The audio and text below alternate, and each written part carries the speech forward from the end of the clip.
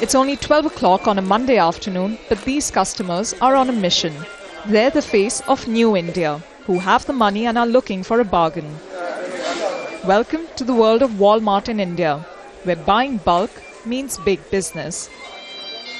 But while stores like these are getting popular, they're still a minority, accounting for only 2% of India's multi-billion-dollar retail business. That's because the Indian government doesn't allow foreign companies like Walmart to sell directly to customers. Instead, they can only open wholesale stores like these in partnership with an Indian company. In this case, it's the Bharti Walmart Group.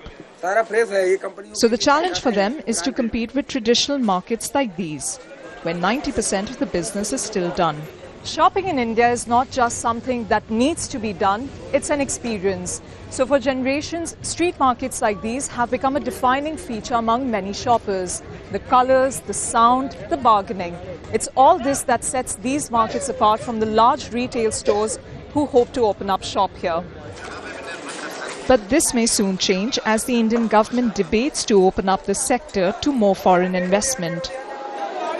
And vegetable markets like the Azadpur Mandi are one of the reasons why things are changing. Although India is among the world's largest producers of food grains and vegetables, it's also one of the most inefficient. Nearly 30% of the country's fruits and vegetables are wasted annually due to inadequate storage infrastructure.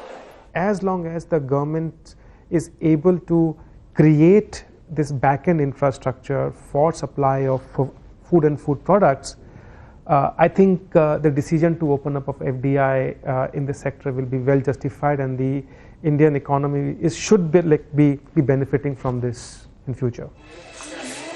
But while it may bring benefits, foreign direct investment is also a politically charged subject. That's because the unorganized retail sector employs millions of people, and there are fears that these jobs will be lost if it's open to foreign players. We lose our customers if they come and offer cheaper deals. And we are already facing a lot of unemployment in this country. As politicians debate the decision to open up India's retail market, those who earn their living in the country's shops and market stalls are wondering what price they'll pay. Prerna Surya, Al Jazeera, New Delhi.